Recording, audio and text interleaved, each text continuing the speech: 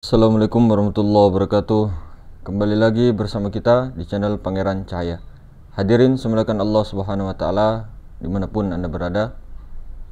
Jadi konten kali ini kita akan membahas tentang kendala-kendala ataupun asbab-asbab mengapa kita ini sering lupa di dalam keseharian kita, di dalam amal ma'rifat. Jadi sebenarnya faktornya itu ada di sebab musababnya di hati kita, di pikiran kita dengan hati kita. Jadi hati dan pikiran perasaan ini sebab-sebabnya itu mempengaruhi. Jadi masih banyak kesyirikan-kesyirikan, masih banyak penyimpangan-penyimpangan, masih banyak perasaan-perasaan yang dimana perasaan ini mempengaruhi kita itu selain daripada menuju kepada Allah. Itu sebab musabab. Jadi di dalam dunia thariqah itulah disebutkan ada tazkiyatun nafs, pembersihan jiwa.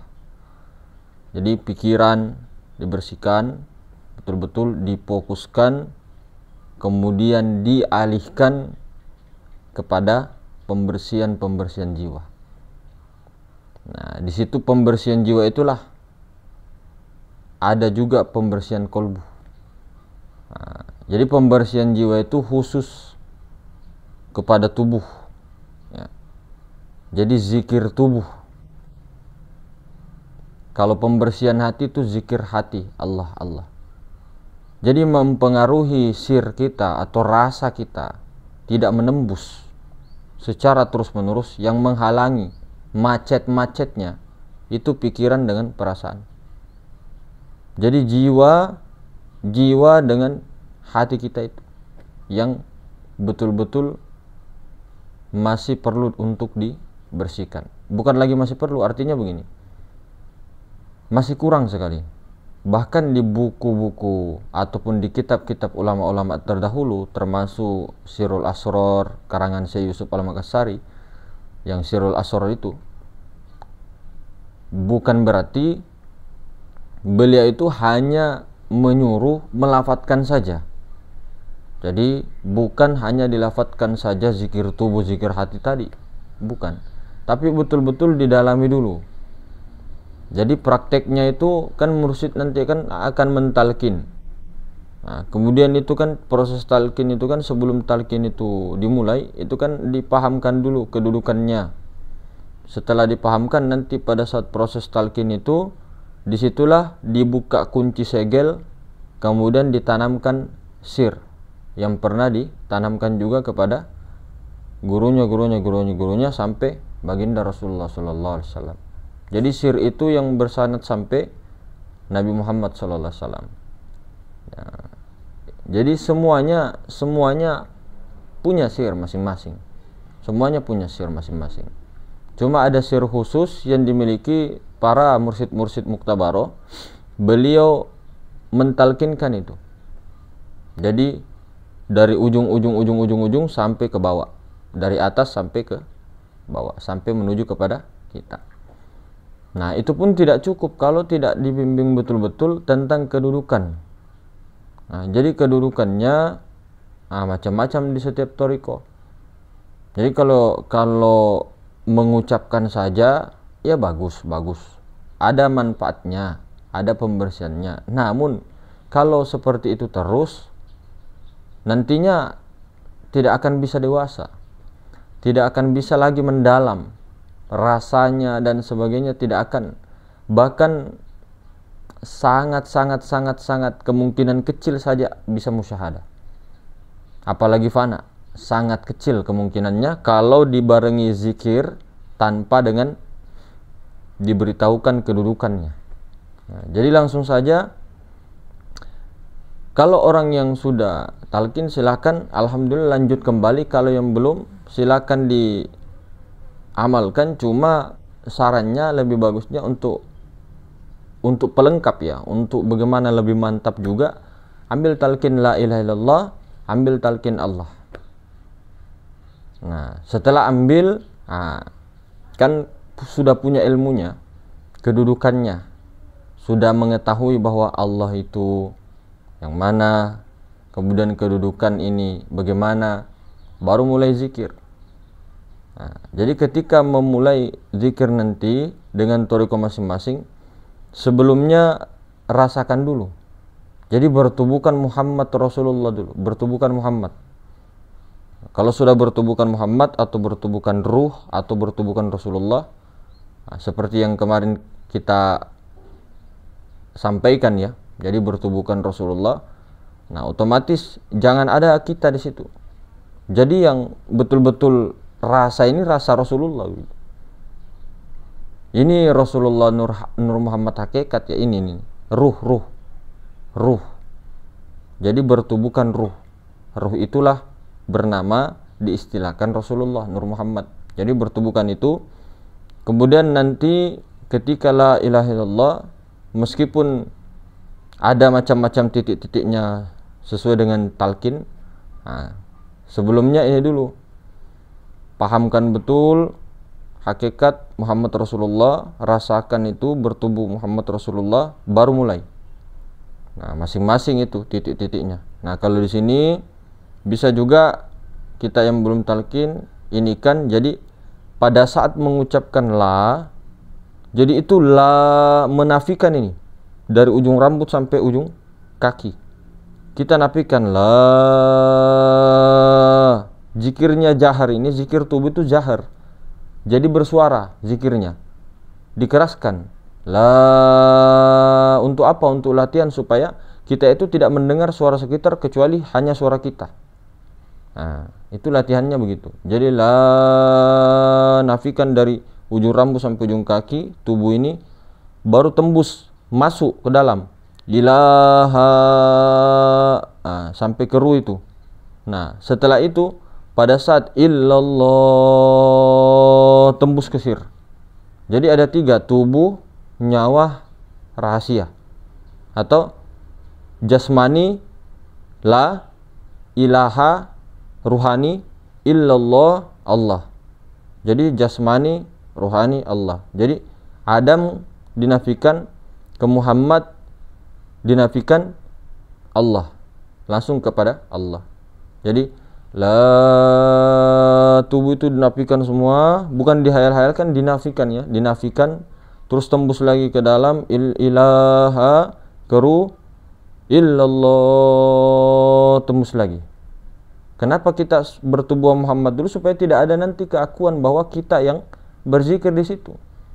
Jadi dinafikan itu diri zohir, masuk tembus ilaha, diri batin, masuk lagi tembus kepada Allah. Kelihatannya kita meniti ke dalam, tapi itu sudah luar dalam sebenarnya karena maha meliputi.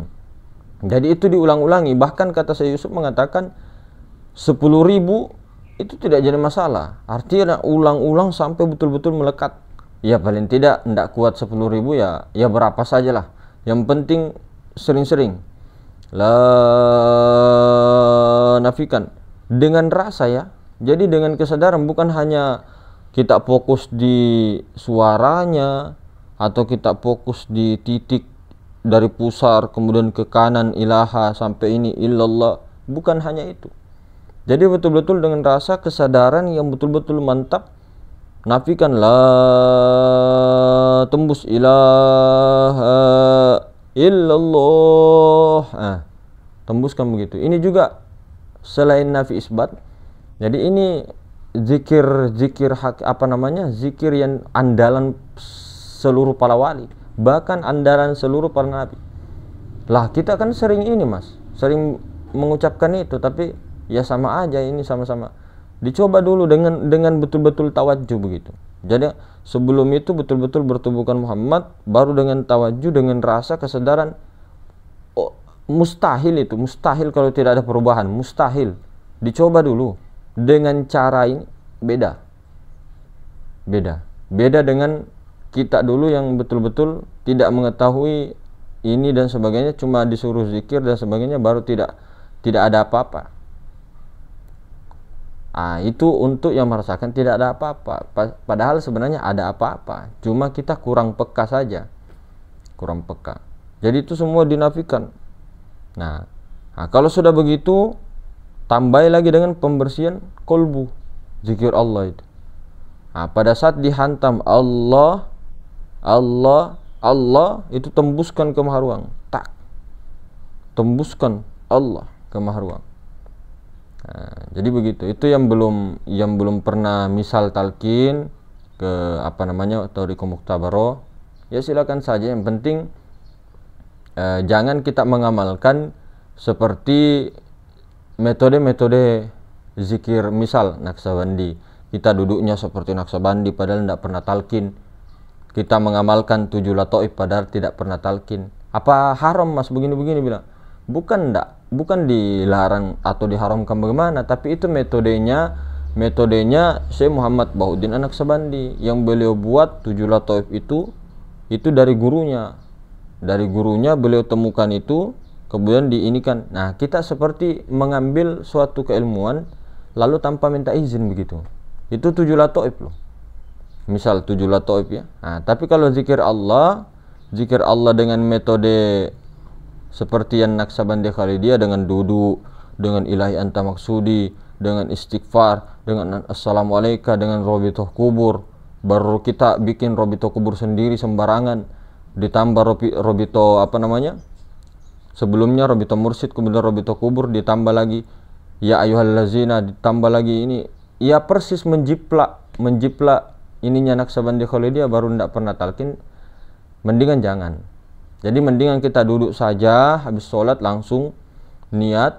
Nah, niatnya ini kan meleburkan kepada Rasulullah, langsung la ilaha illallah, la ilaha illallah. Nah, nanti pelan-pelan dulu, nanti lama-lama kencang. Nah, seperti itu. Baru ditambah Allah, Allah, Allah, tembus ke maha ruang. Nah, terus. Jadi disitulah pembersihan jiwa dengan kolbu.